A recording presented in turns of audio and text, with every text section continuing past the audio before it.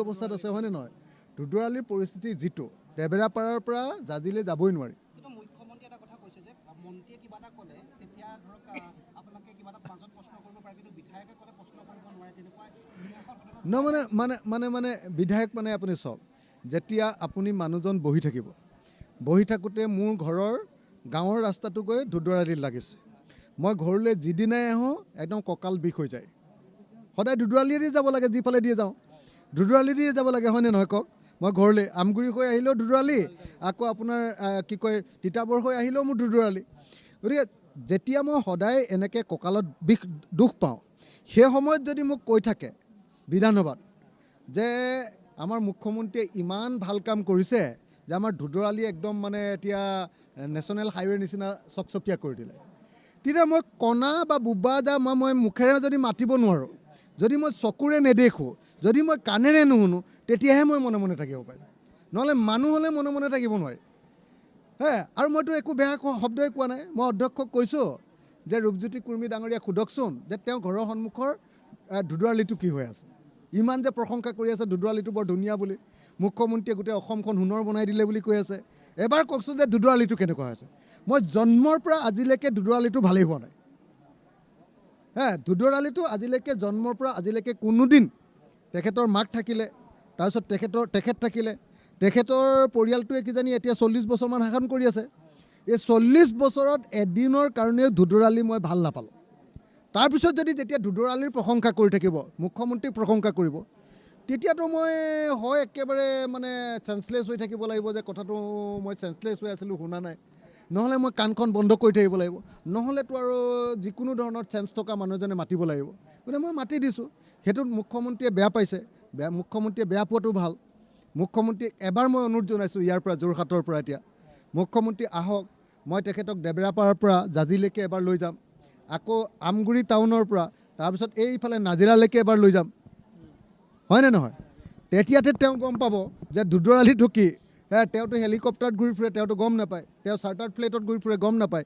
আমিহে গাড়ীত ঘূৰি ফুৰোঁ, গতিকে আমিতো অনবৰত গম পাওঁ। মই সেইকাৰণে মুখ্যমন্ত্ৰীক আহ্বান জনাইছোঁ, আজি আপোনালোকৰ জৰিয়তে আহ্বান জনাইছোঁ, মুখ্যমন্ত্ৰী ডাঙৰীয়া, মই মৰিয়নি সমষ্টিৰ বাসিন্দা হয়, আৰু মই জানো যে ধুধুৰালিটো আমাৰ সমষ্টিত এতিয়া 13 কিলোমিটাৰ কোনোপধ্যে মটৰচাইকেল এখনো চলাব নোৱাৰা পৰিস্থিতি হৈ আছে। মানুহে ধূলিৰ কোবত মানুহ মানে একেবাৰে মানুহ নহয় বান্দৰৰ নিচিনা হৈ যায়। গতিকে এই পৰিস্থিতি চাবৰ কাৰণে আপুনি এবাৰ আহক। আপুনি এনেই য'তে ত'তে বহি লৈ আপোনাৰ ফটা লেকচাৰ মাৰি নাথাকিব। মই অসমৰ মুখ্যমন্ত্ৰীক অনুৰোধ জনাইছোঁ, এবাৰ ধুধুৰালি চাওক, আৰু অতি সোনকালে এই বাৰিষাৰ আগতে ধুধুৰালিটো মেৰামতিৰ অন্তত ব্যৱস্থা কৰক। বনাবতো শেষ কৰিব নোৱাৰিবগৈ, মেৰামতিৰ ব্যৱস্থা কৰক, আৰু যিদিনালৈকে মেৰামতি নহয় সেইদিনালৈকে অন্তত পানী পেলোৱাৰ ব্যৱস্থা কৰক ধুধুৰালিটো নাজিৰালৈকে, হয়নে নহয়? নহ'লে আমি কিয় বাৰু গালি নাপাৰিম? মই এইটো মৰিয়নিৰ মানুহ, মইতো গালি পাৰিমেই। আৰু এটা আপুনি এতিয়া ক'লে যে ৰূপজ্যোতি কুৰ্মীক 2026 হৰুৱাব লাগিব, অৰ্থাৎ আপুনি মৰিয়নিৰ পৰা আকৌ খেলাৰ কথা কিবা চিন্তা কৰিছে? মই মৰিয়নিৰ পৰা নেখেলোঁ, কিন্তু মৰিয়নিত এনেকুৱা এজন আমি অমৈহতীয়া প্ৰাৰ্থী দিম, যি প্ৰাৰ্থীজনে এইবাৰ অনায়াসে খেলা ৰঙে এইবাৰ ৰূপজ্যোতি কুৰ্মীক হৰুৱাব। ৰূপজ্যোতি কুৰ্মীয়ে জনসংখ্যাৰ গাঁথনিটোৰ কাৰণেহে জিকি আছিলে। এইবাৰ জনসংখ্যাৰ গাঁথনিটো হিমন্ত বিশ্ব শৰ্মাই ভাবিছিলে, বহুতে ভাবে যে ৰূপজ্যোতি কুৰ্মীক বিৰাট মৰম কৰে নেকি। হিমন্ত বিশ্ব শৰ্মাইতো ৰূপজ্যোতি কুৰ্মীৰ একদম বুকুতে গুৰ মাৰি দিলে। তেওঁ সমষ্টি পুনৰ নিৰ্ধাৰণ কৰি আদিবাসী চাহ জনগোষ্ঠীৰ ভোটাৰৰ সংখ্যা মৰিয়নিত কমাই দিলে। ৰূপজ্যোতি কুৰ্মী জিকিব নোৱাৰাকৈ ভোটাৰ কমাই দিলে। সেইকাৰণে এইবাৰ ৰূপজ্যোতি কুৰ্মী হাৰিবই, আৰু সেইটো হাৰিবৰ কাৰণে ব্যৱস্থা লৈছে হিমন্ত বিশ্ব শৰ্মাই। এই ৰূপজ্যোতি কুৰ্মীয়ে যে আজিকালি অনবৰতে যে খঙত থাকে কেলে? ৰূপজ্যোতি কুৰ্মীয়ে কংগ্ৰেছৰ পৰা গৈছিলে যে মন্ত্ৰী পাব, মন্ত্ৰীটো নাপালে।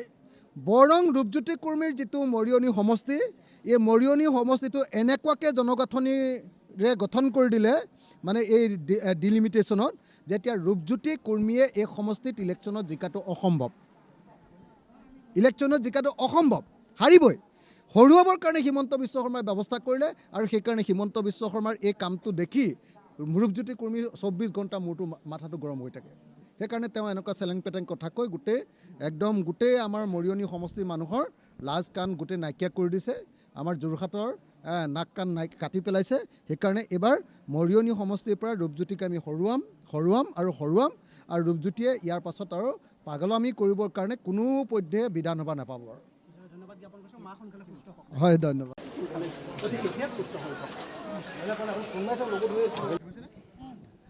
আচলতে মই মানে বহুত বেছিকৈ ভয় খাই আহিছিলোঁ। মা ৰাতি 2:30 বজাৰ পৰা যোৱা ৰাতি 2:30 বজাৰ পৰা মাৰ হেৰি বেয়া হৈছিলে, মানে মাত কথা কমি গৈছিলে। তাৰপিছত পুৱা 10মান বজাত মাৰ মানে একেবাৰে চেঞ্চলেছ হৈ গৈছিলে। তাৰপিছত তো ঘৰৰ পৰা যেতিয়া খবৰ দিলে বাইদেউ আৰু নবৌয়ে যেতিয়া খবৰ দিলেতো তেতিয়া বহুত বেছি চিৰিয়াছলি খবৰ দি দিলে, কাৰণ মা তেতিয়া চেঞ্চলেছ। লগে লগে মাক আমাৰ জয়সাগৰ জয়সাগৰ চিভিল হস্পিটেল যিখন, তাত ভৰ্তি কৰোৱা হ'ল। আৰু তেতিয়া তেওঁলোকে দেখিলে যে মাৰ ছুগাৰ প্ৰায় নীলৰ পিনে গৈ আছে। ছুগাৰটো ইমান কমি গ'ল যে নীলৰ পিনে গৈ আছে, আৰু প্ৰেছাৰটো সাংঘাতিক হাই হৈছে। আৰু তেখেতসকলে তেতিয়া মোক লগে লগে ফোন কৰিলে চিভিল হস্পিটেলৰ পৰা যে অকণমান আধা ঘণ্টামান আৰু যদি দেৰি হ'লহেঁতেন তেতিয়াহ'লে দিগদাৰ হ'লহেঁতেন বুলি কৈছে। কিন্তু এতিয়া পাই যোৱাৰ কাৰণে তেখেতসকলে মানে ট্ৰিটমেণ্ট কৰি লগে লগে ছুগাৰটো ষ্টেবল কৰিলে আৰু প্ৰেছাৰটো যথেষ্ট ঠিক ঠাক কৰিলে। আৰু এতিয়া যোৰহাট মেডিকেল কলেজত ছেমি ICUত ভৰ্তি কৰা হৈছে। এতিয়া মা সুস্থ হৈ আছে, ষ্টেবল। মই মাৰ লগত কথা পাতিছোঁ, মোৰ মা কথা পাতিছে। মানে মই ইমান বেছি ভয় খাই আহিছিলোঁ। তাৰপিছত মানে মায়ে কথা পতাৰ কাৰণে মনটো এতিয়া বহুত বেছি ফূৰ্তি লাগিছে। থাকিব লাগিব বহুত দিন থাকিব লাগিব। আৰু মাৰ ছুগাৰটো মাজত খুব বেছি হৈ গৈছিলে কাৰণে মানে এতিয়া অলপ চেপ্টিক হোৱাৰ নিচিনা হৈছে এটা ভৰিত। গতিকে সেইটোৰো ট্ৰিটমেণ্ট আছে। আৰু মানে ফ্লাকচুৱেট হৈ থাকে মাৰ, অকস্মাতে ছুগাৰ একদম নীল হৈ যায়, আকৌ কেতিয়াবা ছুগাৰ বাঢ়ি যায়, এনেকুৱা ধৰণৰ খুব ফ্লাকচুৱেট হৈ আছে। আচলতে মাৰ বয়সো 93 হ'লগৈ। গতিকে বাৰ্ধক্যজনিত ৰোগ বুলিয়ে ক'ব লাগিব।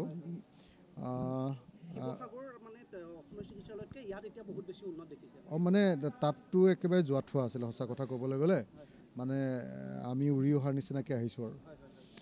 কিন্তু ইয়ালৈ আহি এটাই বস্তু ভাল লাগিলে যে নহয়, মা এতিয়া ষ্টেবল বুলি যিটো কয় আৰু ডাক্তৰৰ ভাষাত যিটো ষ্টেবল বুলি কৈছে ষ্টেবল, আপুনি চিন্তা নকৰিব। আৰু মাক যেতিয়া মই মাতিছোঁ, মায়ে মাতিছেও মোক। এতিয়া পূৰা আছে।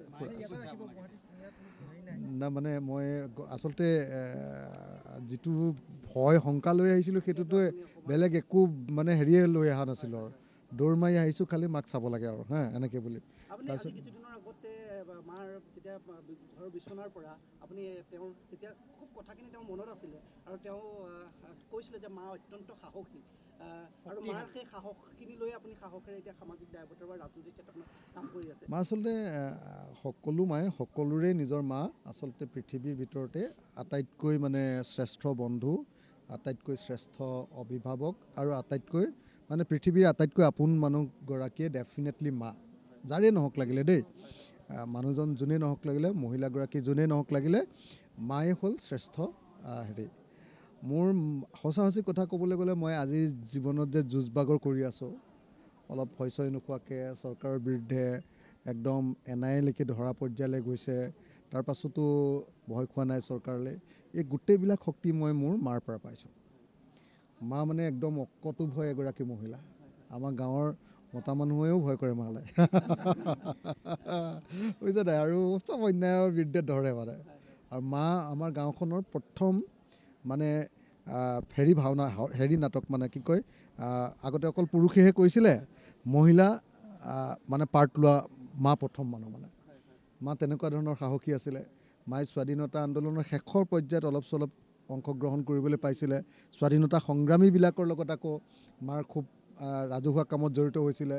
তাৰপিছত যেতিয়া খগেন বৰবৰুৱা ডাঙৰীয়া আমাৰ এইফালৰ RCPI মুভমেণ্টটো হ'ল বিষ্ণুৰাভাহঁতৰ, তেতিয়া আমাৰ মা আৰু দেউতা খগেন বৰবৰুৱাৰ লগত কিছু পৰিমাণে জড়িত হৈ গৈছিলে, কিছু পৰিমাণে আৰু বহুত হেৰিয়েও নহয়।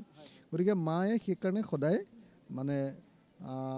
মানে মোক গোটেই জীৱনটোত গোটেই সাহসটো, আমাৰ দেউতাই অলপ ভয় চয় কৰি থাকে খুব, কিন্তু মায়ে মানে কোনো ভয় চয় নকৰে। আৰু মায়ে আমাক একদম আনৰ ঘৰত ধান কাটি, দেউতাই আমাক আনৰ ঘৰৰ ধান কঢ়িয়াই আধি খেতি কৰি মোক ডাঙৰ কৰিছিলে। আৰু মানে মোৰ যিমান যি আছে মোৰ মাৰ পৰাই মই পাইছোঁ আৰু মোৰ দেউতাৰ পৰা। দেউতা বেছি ঠাণ্ডা আছিলে, মই যেনিবা সিমান ঠাণ্ডা নহ'লোঁ, মই দুষ্ট হ'লোঁ অলপ আৰু মা অলপ মানে মুখখন চোকা আছিলে, ময়ো তেনেকুৱা হ'লোঁ আৰু মই 3 দিন 4 দিনটো এতিয়া মই থাকিবই লাগিব, যোৰহাটত থাকিম। কাইলৈ আচলতে বিধানসভাৰ অধিৱেশন আছিলে, খুব ইম্পৰ্টেণ্ট কাইলৈ দিনটো মোৰ কাৰণে আছিলে। কাইলৈ দুটা কাৰণত মই কাইলৈ হেৰি আনিছিলোঁ, আপোনাৰ সভাস্থগিত প্ৰস্তাৱ আনিছিলোঁ যে এই হায়াৰ ছেকেণ্ডেৰী ফাৰ্ষ্ট ইয়েৰৰ পৰীক্ষাটো এনেকৈ পেপাৰ লিক হৈ পৰীক্ষাটো হেৰুৱাৰ কাৰণে আৰু শিক্ষামন্ত্ৰীৰ পদত্যাগ দাবী কৰি সভাস্থগিত প্ৰস্তাৱ মই লিখি থৈ আহিছিলোঁ, জমা দিবলৈকে নাপালোঁ। তাৰপাছত কাইলৈ এডুকেশ্যন ডিপাৰ্টমেণ্টৰ ওপৰত মোৰ এটা ভাষণ আছিলে। তাৰপিছত আকৌ কাইলৈ মুখ্যমন্ত্ৰীয়ে আপোনাৰ চিণ্ডিকেটৰ ওপৰত ৰিপ্লাই দিব, সেইটোৰ ওপৰত বহুত ডাঙৰ গুৰুত্বপূৰ্ণ। আকৌ মুখ্যমন্ত্ৰীয়ে হেৰিটোৰ ওপৰত এই আপোনাৰ এইটো কি কয়, এই হেৰিয়াত যে ঘটনা ঘটিছিলে, এইটো ডিমা হাছাওত যিটো কয়লা খনিত যিটো ঘটনা, তাৰ ওপৰত ৰিপ্লাই দিব। গতিকে কাইলৈ অসম বিধানসভাৰ এটা অত্যন্ত গুৰুত্বপূৰ্ণ দিন আছিলে, কিন্তু দুৰ্ভাগ্যৰ কথা যে উপায় নাই, মই থাকিব নোৱাৰিলোঁ। আৰু থাকিব নোৱাৰিলোঁ মানে মইতো যেনেকৈ ভাবি আহিছিলোঁ যে মই বহুদিন যাব নোৱাৰিম বুলিয়ে ভাবি আহিছিলোঁ, কিন্তু আজিতো এনেকুৱা লাগিছে যে নহয়, মা ভাল হ'বগৈ। আৰু মায়ে যেতিয়া কথা পাতিছে মোৰ লগত, আৰু মা দেখোঁতে চিনি পাইছে, মানে লগে লগে মাতিছে, যেতিয়া সোণটো বুলি যেতিয়া মাতিছে তেতিয়া মই গম পালোঁ আৰু ঠিক আছে, মায়ে পাৰিব। গতিকে মাৰ লগত 2-3 দিন মই থাকিব লাগিব। গতিকে এইবাৰ বিধানসভাৰ অধিৱেশনৰ 2টা দিন মই হেৰুৱালোঁ। মই অৱশ্যে দৰখাস্ত দি আহিছোঁ, এপ্লিকেশ্যন হেৰিয়ালে চহী কৰি আহিছোঁ। তো আৰু অধিৱেশনৰ শেষৰ দিন 2টা হেৰুৱালোঁ, সেইটোৱে কথা আৰু।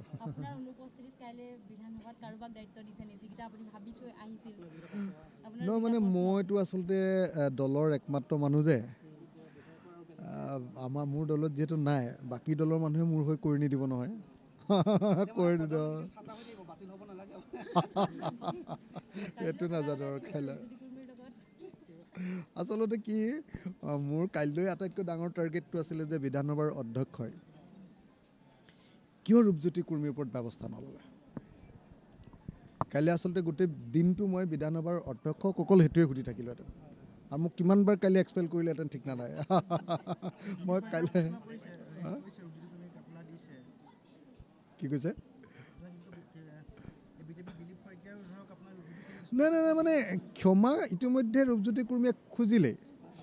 আপোনালোকে সকলোৱে যোৰহাটৰ সাংবাদিক হিচাপে সকলোৱে জানে যে ৰূপজ্যোতি কুৰ্মীয়ে ক্ষমা খোজাৰ কিবা অৰ্থ আছে নেকি? এই মাত্ৰ ক্ষমা খুজিলে, তাৰপিছতে আৰু 10টা বেয়া কথা ক'লে। গতিকে ৰূপজ্যোতি কুৰ্মীৰ ক্ষমা খোজাৰ কোনো অৰ্থই নাই। ৰূপজ্যোতি কুৰ্মীয়ে যদি ক্ষমা খুজিলে, আপুনি দেখিলেনে কালি সেইদিনা বিধানসভাত ক্ষমা খুজিলে, বাহিৰত ওলাই আহি ক'লে যে মোক যদি আকৌ কোনোবাই দিগদাৰ কৰে, ইয়াতকৈ মই 25 গুণ বেয়া কৰিম বুলি কৈছে।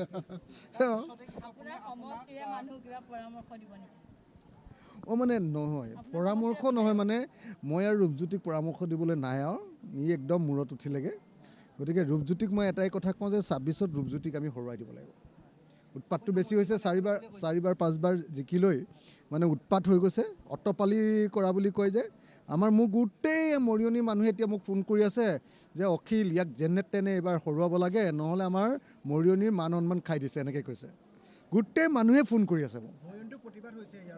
মৰিয়নিটো প্ৰতিবাদ হৈছে, আৰু আপোনালোকেতো নিজে জানে দুদৰালিটো কিয়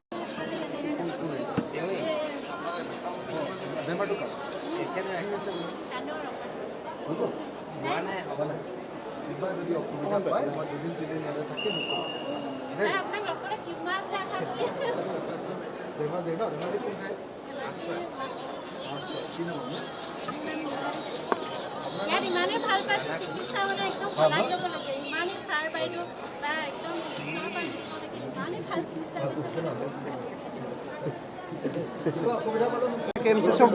অৰিন্দমে গম পায় কৰিলে মোক হেৰি কৰি দিলেই হ'ল। আপুনি গ্ৰুপটোত আমাক যদি এড কৰি কিবা আপডেট দিব লাগে, আমাৰ গ্ৰুপ এটা এতিয়া যদি আপডেটখিনি দি থ'ব পাৰিব। এইকেইদিন সদায় এবাৰ আপোনালোকৰ লগত সেইটো